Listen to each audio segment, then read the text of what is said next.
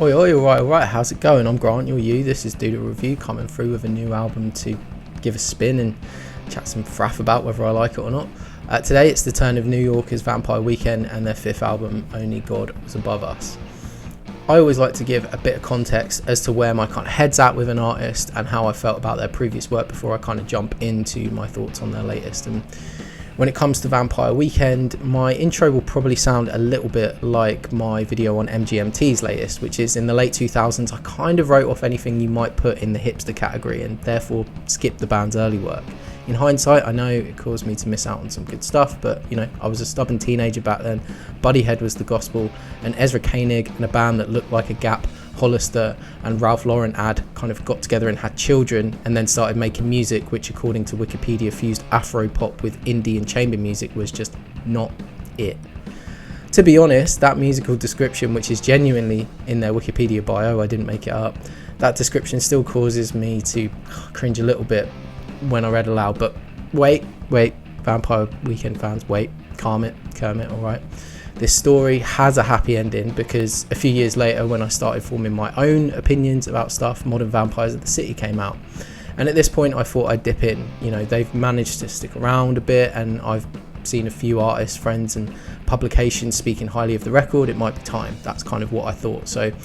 But it wasn't immediate. But that thing, it's hard to describe, but that thing where the music isn't quite giving you the dopamine hit of first love, but there's something there, something that makes you want to keep listening. Hannah Hunt, Stepp and Diane Young were just fascinating to me. I had to keep listening to them, and eventually the walls came down guarding everything and I fell quite deeply for Modern Vampires. I could no longer deny it. There was definitely something special about this band, and to this day that record holds up for me. There's really something quite unique about the dark, murky aesthetic that's kind of enshrouding these often major key and uplifting tunes. And while I still recognise my teenage criticisms of pretentiousness of this band, I now more find it endearing and honestly kind of appreciate the respect the band has for their music to kind of intellectualise it in the way that they do. Father of the Bride was a bit of an about face, dropping the moody and dark textures for a more lightweight and summery vibe while discussing themes of relationship disillusion and evolution.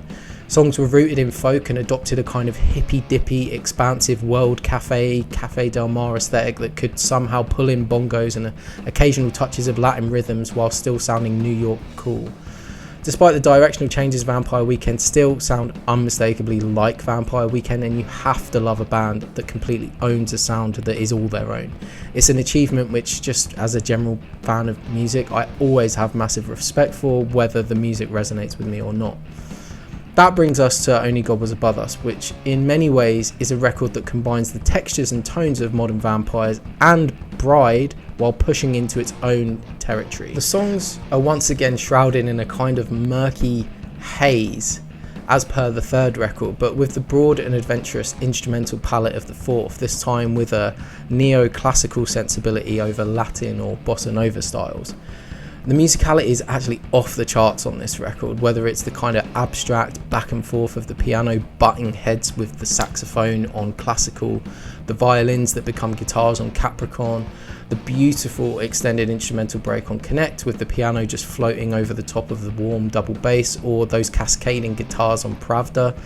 As I mentioned up top, Koenig and his crew managed to imbue every song with multiple thematic, lyrical and instrumental layers. The album feels rich with meaning and you can easily spend hours dissecting lyrics, catching callbacks to other records, the phrase dying young on Capricorn kind of evoking Diane Young, and then discovering little musical nods to historic influences like the bass in Classical tipping the hat to Walk on the Wild Side by Lou Reed.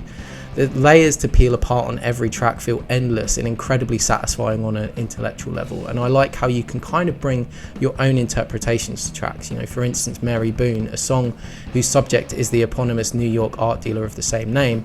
When I was delving into that one, I liked the idea that instrumentally the song utilises aspects of music you might deem high culture, like a fretless bass, pizzicato strings and almost operatic choral singing, which mirrors the same high culture visual scene the lyrics are alluding to, which is a darkened art gallery with high priced paintings adorning the walls and sculptures filling the floor space. So there are so many levels on which this album is working for me, but there is a strange lack of catharsis offered in the songs that's kind of preventing me from connecting with the record in the way that I feel like I should be. And in some respects this almost feels willful, like the band trying to keep you at arm's length or actively squashing opportunities. I think of examples like in Capricorn that I know that you're tired of trying, listen clearly, you don't have to cry. Like, that's such a great refrain. It builds this tension I'm craving some sort of Hannah Hunt level emotional release, but it never comes. Gen X Cops actually delivers it in its chorus, but in time you taught me to see, but then that weird bonehead riff comes in almost immediately after. And don't get me wrong, it's the sort of thing that on paper I generally like. I like that kind of stuff, damn it. But here it kind of seems to just trample all over that moment of release, that catharsis. Ironically though, The Surfer, a track that is the most obviously pensive and withholding, is one of my favourites. So this kind of thing where the band are holding back, that they're pursuing, it definitely can work. The track is so beautiful, like a weird mix of down-tempo house Moby with these then big brassy chamber pop horns towards the end. It's just a brilliant combination. There are a couple of tracks that don't really do anything for me though. Ice Cream Piano injects a lot of energy into quite a forgettable song, not helped because that marching band hypey rhythm feels a little generic Vampire Weekend at this point. And I also find Prep School Gangsters, incredible track title notwithstanding, a bit boring and a bit too blazers and elbow patches for me. Both, I should add, have some incredible aspects to them, production and instrumentation wise, but as songs just don't come together, at least not yet. It leaves me in a bit of a quandary as to how to rate the album, to be honest. I've had a lot of fun deconstructing it, and I've come to discover more and more about the album with every spin, and we're not even a week after its release, which is probably a great sign of a record that will come to grow and attach itself to me in much the way Modern Vampires of the City did. With that being said, I can't ignore the tracks or parts that don't work for me, nor should I forget some of the absolutely staggering feats of songcraft, production and thought. It kind of just highlights the folly of reviews in general. You want to publish it soon to be part of a kind of current dialogue, but great art rarely reveals its true impact immediately. Ultimately, the dilemma it seems to have caused me probably bodes well in the long run, but in the interest of not fanning around any longer, and let's be honest, we can revisit, we can reappraise, I'm going to take a more mathematical approach to the rating. There's 10 tracks, and I'm not really feeling 2 out of 10. So I'll give this an 8.